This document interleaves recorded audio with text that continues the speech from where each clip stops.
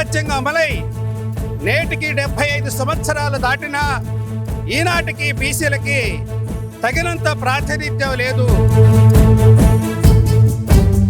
ఆ బీసీలకి రక్షణ చట్టాన్ని అమలుపరచాలని మేము డిమాండ్ చేయదలుచుకున్నాం.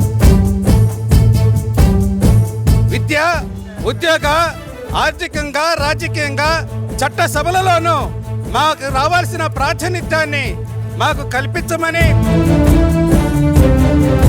విద్య, ఉద్యోగ, ఆర్థికంతో పాటు రాజకీయ వాటా కూడా కావాల్సిన అవసరం అన్నది 52% పైగా ఉన్న బీసీలు ఈ రాష్ట్రాన్ని, దేశాన్ని పరిపాలించాలనేది రాజ్యాధికారం. జనాభా నిష్పత్తి ప్రకారంగా రాజకీయ వాటా అందరికీ కావాలని మేము అడుగుతా ఉన్నాం, కోరుతా ఉన్నాం. మా బీసీలు ఎంతమంది ఉండామో మా వాటా మాకు కావాలని అడుగుతున్నాం. మేము ఇంత 60% ఉన్న బీసీలకి మాకెక్కడ రాజ్యాధికారం అనేది మేము తేల్చుకోవాలనే ఆలోచనతో ఈ సభను ఏర్పాటు చేయడం జరిగింది. నమస్కారం. ఫిబ్రవరి 22వ తారీఖు ఆదివారం మధ్యాహ్నం 2 గంటల నుంచి సాయంత్రం 6 గంటల వరకు జరగబోయే బీసీ సింహగర్జన సభకు రంగం సిద్ధమైంది. అయితే ఈ సభ గుంటూరు నుంచి విజయవాడ వెళ్లే హైవే ఆచార్య నాగార్జున యూనివర్సిటీ ఎదురుగా కత్పూరి ప్రాంగణంలో జరగబోతుంది. అలాగే భారత చైతన్య యోజన బీసీవై జాతీయ అధ్యక్షుడు శ్రీ బోడే రామచంద్ర యాదవ్ గారి ఆధ్వర్యంలో ఈ బహిరంగ సభ నిర్వహించబడుతుంది. రండి, ఈ సభకు ఏర్పాట్లు ఎంతవరకు వచ్చాయో చూసొద్దాం. సార్, ఈ సభ యొక్క ముఖ్య ఉద్దేశం ఏంటి?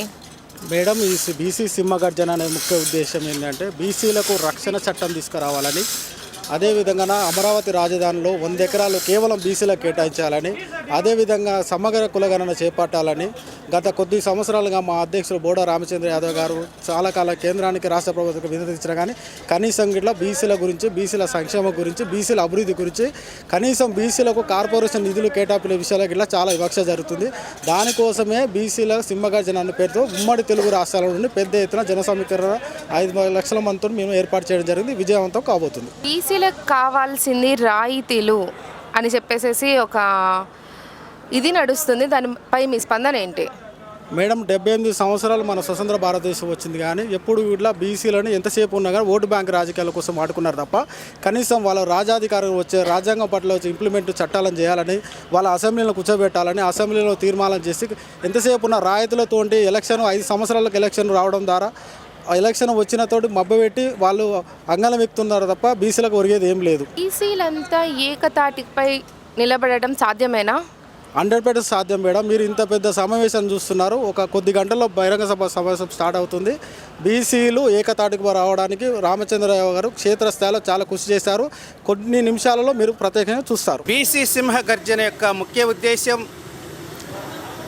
భారత రాజ్యాంగంలో ఆర్టికల్ 340లో నియమించి దేశవ్యాప్తంగా బీసీలను గుర్తించి వారి జనాభాను లెక్కలు తీసి ఆ జనాభా ప్రాతిపదిక మీద విద్య, ఉద్యోగ, ఆర్థికంగా, రాజకీయ చట్ట సభలలోనూ బీసీలకి ప్రాతినిధ్యం కల్పించమని భారత రాజ్యాంగం చెప్తే, భారత రాజ్యాంగం అమలై నేటికి 75 సంవత్సరాలు దాటినా ఈనాటికి బీసీలకి తగినంత ప్రాతినిధ్యం లేదు. కాబట్టి ఈరోజు కూడా సామాజిక భద్రతా లోపం బీసీలకు ఉన్నది. ఈ రోజున మీరు చూసినట్లయితే ఈ రాష్ట్రంలో బీసీల పైన అనేక దాడులు జరుగుతూ ఉన్నాయి. వారి ప్రాణాలకు రక్షణ లేకుండా పోయింది, మహిళలకి రక్షణ లేకుండా పోయింది. కాబట్టి భారత రాజ్యాంగం సమాన అవకాశాలు, సమాన రక్షణని, సామాజిక న్యాయ సూత్రాన్ని అమలు చేయమని చెప్తే నేటికి కూడా ఈ పాలకులు ఆ సూత్రాన్ని అమలు చేయలేదు. కాబట్టి మేము ఈ రోజున బీసీ సింహగర్జన ద్వారా మా హక్కుల్ని ప్రశ్నించడానికి ఈ సభని లక్షలాదిగా ఈ రోజున తరలి ఇక్కడికి వస్తూ ఉన్నారు. ఆ విషయాన్ని ప్రభుత్వం దృష్టికి తీసుకురావడానికి ముఖ్యంగా ఈ ఉద్దేశం. ఈ సభ ద్వారా మీరు ఏం సాధించాలనుకుంటున్నారు? ఈ సభ ద్వారా మేము కూటమి ప్రభుత్వం ఎన్నికలకు ముందు బీసీలకి రక్షణ చట్టం చేస్తామని హామీ ఇచ్చారు. కాబట్టి ఆ బీసీలకి రక్షణ చట్టాన్ని అమలుపరచాలని మేము డిమాండ్ చేయదలుచుకున్నాం.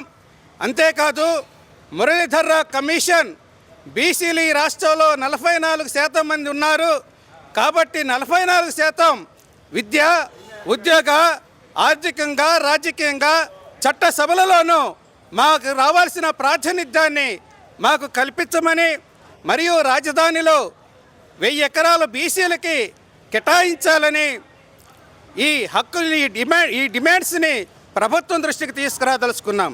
బీసీలకు కావాల్సింది రాయితీలు కాదు రాజ్యాధికారం అని నినాదంతో మీరు పనిచేస్తున్నారు. దీనికి మీరు ఏకీభవిస్తారా? బీసీలకి సామాజికంగా, విద్య, ఉద్యోగ, ఆర్థికంతో పాటు రాజకీయ వాటా కూడా కావాల్సిన అవసరం ఉన్నది. ఎందుకంటే ప్రజాస్వామ్య వ్యవస్థలో ఏ జాతి అయితే అత్యధికంగా ఉంటుందో ఆ జాతే పరిపాలించాల్సిన అవసరం ఉన్నది.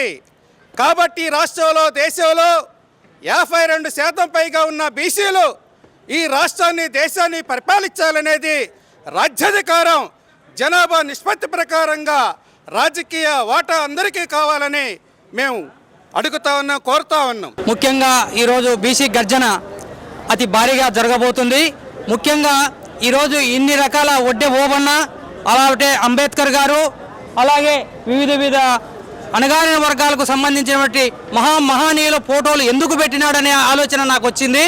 ఎందుకంటే ఇప్పుడు ఉన్నటువంటి ప్రభుత్వం కానీ, గత ప్రభుత్వం కానీ ఇలాంటి మహానువులు పైకి వస్తే ఆ జాతి సంఖ్య ఎక్కువ ఉంది, వాళ్ళు మితిమీరి రాజ్యాధికారం వాళ్ళు దక్కించుకుంటారు, వీళ్ళ నామరూపం లేకుండా ఉండాలని చెప్పే దుర్మార్గమైన ఆలోచనతో ఇది వరకు పైకి తీసుకురాలేదు. అదే గొప్ప ఆలోచనతో మన రామచంద్ర యాదవ్ గారు ఈ రకంగా ఇన్ని రకాల కాలం గతంలో నడిచినటువంటి కాలంలో వీళ్ళు చేసినటువంటి త్యాగాలను ప్రజలకు తెలియజేయాలనే ఉద్దేశంతో ఈరోజు పెట్టినాడని ఈ యొక్క బాబు జగన్జీవనరావు కానీ ఎవరైనా కావచ్చు, ఇటువంటి నాయకులు ఖచ్చితంగా వాళ్ళను గుర్తించి మనం రాబోయే రోజుల్లో వాళ్ళ స్ఫూర్తి తీసుకొని మనం కూడా అదే అడుగుజాడలు నడవాలని కోరుకుంటూ రామచంద్రరావుకు మద్దతు ఇస్తూ తెలియజేసుకుంటున్నాను. జై బీసీవై, జై ఆర్సీవై, రామచంద్ర యాదవ్ నాయకత్వం వర్ధిల్లాలి. మ్యామ్, అసలు ఈ సభ యొక్క ముఖ్య ఉద్దేశం ఏంటి? ఈ సభని బీసీలని ఒక తాటిపైకి తీసుకురావాలనే ఆలోచనతో రామచంద్ర యాదవ్ గారు బీసీ సింహగర్జన ఏర్పాటు చేశారు. ఈ బీసీ సింహగర్జన అనేటువంటిది ఏంటంటే 60% ఉన్నటువంటి మేము బీసీలమి మాకు స్థానం ఎక్కడా అనేటువంటిది మేము ప్రశ్నిస్తున్నాం ప్రభుత్వాన్ని. 75 సంవత్సరాల నుంచి మేము బీసీలు అణగారిపోయి ఉన్నాం. 75 సంవత్సరాల్లో మాకేందంటే తాయిలాలుగా పథకాలు బారేస్తున్నారే కానీ మాకు రాజ్యాధికారంలో వాటా లేదు, రాజధానిలో భూముల్లో మాకు వాటా లేదు. చట్టం మాకు బీసీ చట్టాన్ని తెస్తానని చెప్పి 100 రోజుల్లో చట్టాన్ని తీసుకొస్తానని చెప్పిన లోకేష్ గారు ఎక్కడున్నారో కూడా మాకు తెలియటం లేదు. అదేవిధంగా బీసీలు ఎంతోమంది చనిపోవటం జరుగుతుంది. పిల్లలు కానీ మానభంగాలు చేయటం కానీ, మర్డర్లు చేయటం కానీ, వాళ్ళ ఇళ్ల మీదకి వెళ్ళి దాడులు చేయటం కానీ ఇన్ని జరుగుతున్నా కానీ ప్రభుత్వం ఏం చేస్తుంది అని చెప్పి మేము ప్రశ్నిస్తున్నాము. మేము పార్టీ పరంగా ఏ పార్టీ వాళ్ళు కొట్టుకుంటున్నా, ఏ పార్టీ వాళ్ళు ఈ గొడవలు చేసుకుంటున్నా మేము పట్టించుకోవట్లే బీసీలు. ఎందుకంటే ఒక బీసీ నాయకుడిని అధికారంలో ఉన్న నాయకులనే వాళ్ళు చంపగలుగుతున్నారు, అధికారంలో ఉన్న నాయకులనే వాళ్ళు ఇది చేయగలుగుతున్నారంటే సామాన్య బీసీల యొక్క పరిస్థితి ఏంటి అనేటువంటి భయాందోళనలో బీసీలను బ్రతుకుతున్నాం ఈరోజు. అదేవిధంగా పిల్లల్ని, చిన్న పిల్లల్ని మానభంగాలు చేస్తున్న మటుకి మరి పోలీసులు అక్కడ ఉండలేదు, హోమ్ మినిస్టర్ గారు ఉండలేదు, శాఖల్లో మరి ఎక్కడ నిద్రపోతున్నాయి ఈ శాఖలన్నీ కూడా మాకు తెలియటం లేదు. మేము కోరుకునేది ఏంటంటే మా రాజ్యాధికారం మాకు కావాలి, మా బీసీలు ఎంతమంది ఉండామో మా వాటా మాకు కావాలి అని అడుగుతున్నాం. రాజధానిలో 3500 ఎకరాల భూములు తీసుకున్న వాళ్ళు మాకు ఎందుకని మా బీసీలకి 1000 ఎకరాల వాటా భూమి ఇవ్వరు అనేటువంటిది మేము ప్రశ్నిస్తున్నాం ఇక్కడ.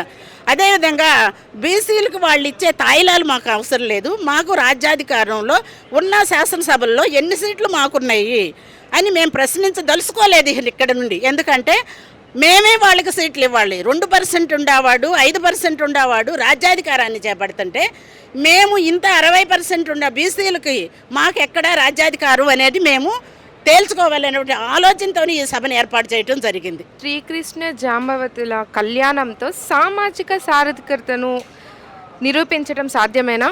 సాధ్యమే.